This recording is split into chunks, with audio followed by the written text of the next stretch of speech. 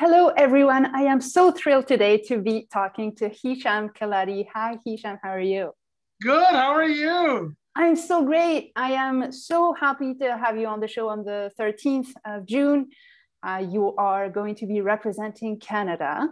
Yes, Thank you I'm very very much. honored to be repping my new home here in Canada. Originally from East Africa, but Canada was kind enough to let me in, and I'm never leaving. I'm very happy to be repping. Awesome. You are in Toronto? Yes, beautiful, grimy Gotham, Toronto, the biggest city in Canada, and from based on the little quiz I saw in the Globe and Mail, the most hated city in Canada. So we got that going for us. Yay. So yeah, this is that community, the storytelling community in Toronto is where sort of we crossed paths. And Yes. so I recently relocated, as you can see in my background, to British Columbia. But what a vibrant storytelling community. Yes. Actually, I should read your bio quickly. You are stand-up comedian and a comedy writer, and you are known for your vivid and engaging storytelling. Your credits include Just for Laughs, opening for Chris Redd of SNL and Mark Maron of the WTF podcast. And you recently released your debut comedy album, Tiger King. It's accessible on Bandcamp, Apple Music, and Spotify. So I want to start with the beginning and then we'll come back to your debut album. Sure. My guess is that you were first a stand-up comedian and then a storyteller. Is that correct? 100%. I started my stand-up career here in Toronto, and they, just like the storytelling community, there's a very vibrant open mic and professional scene here in Toronto. And unlike some of my other cohorts and peers, I was never much of a stand-up, old school stand-up style. There was no set-up punchline.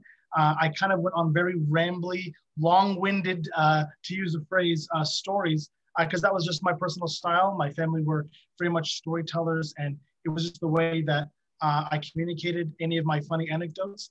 And that happened just to be how I did stand-up. And at a random show, in the middle of hot July, that I didn't even think was consequential, a very popular storyteller producer here in the city happened to see me, and she saw one of my rather longer stories, which in stand-up is verboten. You're not supposed to go longer than 5 minutes. I don't think I've ever gone shorter than 10, but she asked me to come do that story at her storytelling show, and that's how I stumbled into the storytelling community. It's been absolutely fantastic. It was a great place for me to be able to express myself in the way I had been doing so for forever and through stand-up, but it actually fit the format, which was a nice change of pace. Yeah. Well, cool. Can you name that person? Yes, Marcia Shandor of True Story, Toronto Storytelling. She has allowed me, the best opportunities, and I got to meet you, for instance, and come to this show, and just finding another artistic community was incredible. I had never, been able to break into the music scene because I just didn't know where and when, any of the art scene the same, but storytelling was almost like basically like next door. And they are almost the same kind of people as stand-ups, still great emotional stories. A lot more, less funny, haha, more funny, poignant ones. That's probably the only difference. But it was absolutely fantastic, and I couldn't be blessed with meeting nicer people.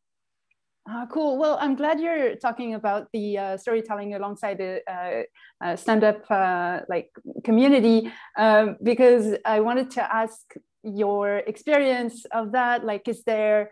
I know there are crossovers, and I feel like they have evolved quite a bit alongside each other Yes. over the last few years. What is your stance on that? A lot of swapping over. I think realistically, if you're a very good comedian or a very good storyteller, you kind of have an idea of the points you're trying to get across in terms of the content.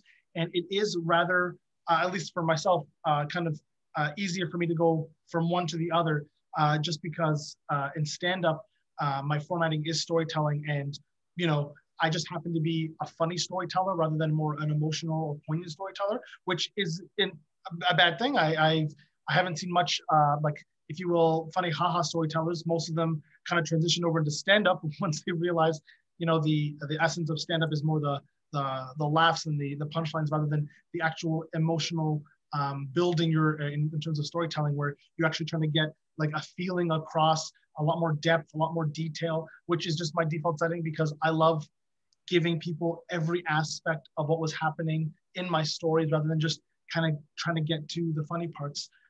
And it's I think maybe for the storytelling, it's a little bit of variety, it's nice change of pace. A lot of the people I see are just the most honest, beautiful, just exploratory. Like it's just absolutely like opening up yourself. A lot of vulnerability, as you mentioned before, that there isn't any in stand-up. We're very much lone wolf types in stand-up, very kind of having our guard up. But in the last couple of years, just storytellers stumble across comedy open mics as a place to workshop their jokes, and comedians who have longer, funnier stories that, due to the formatting of the art form, they're unable to kind of express themselves. And it's kind of been beautiful just to see like the crossover, because there's no animosity. It's just other funny people, other storytellers coming into your community, giving you more insight and more aspects about things you've never seen before. It's been quite nice. Yeah. Oh, great. Thanks. So would you say that vulnerability in storytelling has also seeped into stand-up comedy, or it's still pretty like straight, like in terms of format? And I personally, I do my best to try to limit both because I want to keep the walls up in between the two different styles. But I have seen a lot more vulnerability when it comes to comedians. I think it's one of the pathways that comedy is heading towards is being a lot more vulnerable, a lot more honest, a lot more real, a lot more emotional, which I know there's a lot of audience members who probably would prefer that. It's they want a little bit of realness and honesty and kind of truth coming through. And you know what? It's also nice to say that like it's been kind of been the other way too, where I see a lot of storytellers sometimes at open mics workshopping their stories, trying to get a couple of laughs in there because it's great to give a lot of realness, but sometimes the tension needs to be cut, and there's nothing better than a quick good laugh to kind of just ease everyone and then kind of give them a little bit of breathing room because it got maybe a little too real. Just give them a chance to kind of resettle and then keep on with your story. Mm-hmm. That makes so much sense. So I've been lucky to hear you tell stories a couple of times. Am I right that your mother is pretty central in, I don't know, if your life or just your art? It's only because of her that my sisters and I made it to beautiful Canada, and she's an absolute blessing, and she's a very strong role in my life, and I enjoy nothing more than stealing her stories to share with the world because she's too shy to do it herself. I like to brag about her, so I use every opportunity to do so in stand-up or storytelling. Yeah, as you should. She sounds amazing. She's the sweetest, absolute sweetheart. Hi, Mom. All right, so tell me about your debut album. How did that come to be? It is the pinnacle of every stand-up's dream to try to put out the best compilation of the jokes that they possibly have. I have been blessed to be able to work really well with comedy in Toronto for the last 5 or so years. And I had done a rather big headlining show at Yuck Yucks for Black History Month, coincidentally, February 2020, the month just before the whole world shut down. I had enjoyed it. It was a great experience.